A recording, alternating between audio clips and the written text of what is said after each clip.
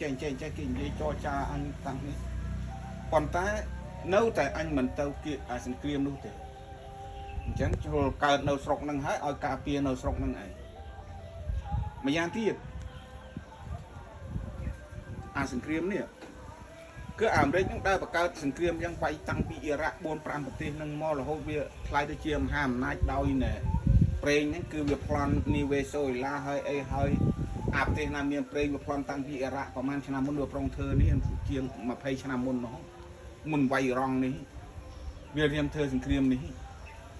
អញ្ចឹងវាមហាអំណាចប្រេងហើយអាមេរិកនោះប៉ុន្តែបុគ្គលថាភាគខាងនេះនេះវានៅមានរុស្ស៊ីអាងចិនហើយរុស្ស៊ីនេះហើយសង្គ្រាមអាពីរនាក់ហ្នឹងអ៊ីស្រាអែលហើយនេះណាអាមេរិកឆ្កែបោះអ៊ីស្រាអែលទេអ៊ីស្រាអែលឲ្យវាយតាហើយទៅឲ្យអាមេរិកខំតកេះតតាដែរអញ្ចឹងមកអញចង់ស្ដាប់គេហ្នឹងភាគីទាំងអស់ហ្នឹងហើយអាអ៊ីរ៉ង់នេះវាមានរុស្ស៊ីហើយចិន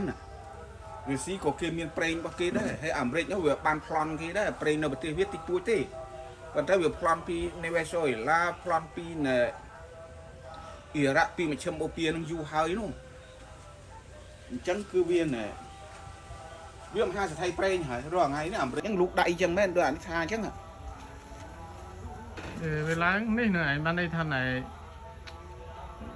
វាគម្រាមថាបើសិនជាមានការវាយទៅលើវានឹងមានណែធ្វើប្រេងឡើងថ្លៃ$200ក្នុងមួយបារ៉ែលហ្នឹងវាគម្រាមមុនវាគម្រាមមុនណាហើយអាមេរិកជួយបាយចង់ដកថយក៏អត់កើតដែរឥឡូវវាផុងខ្លួនណាផុងហើយអាតបអីកាច់គេមកអញយូរហើយទេដែលវាយប្រុងវាយដែលវាយវ៉ាវឹបអ៊ីស្រាអែលអញថាកំហុសអាមេរិកបងអញអីនៅអាមេរិកអីក្រុមគ្រួសារញាតិមិត្តបងប្អូនណាអាមេរិកអញចាយលុយដុល្លារអាមេរិកតែអូអញចោលអញថាចោលណាមិនអាចអ្នកនេះបានទេអាមេរិកដល់ឆក់ប្លន់គេដល់ឆក់ប្លន់ណា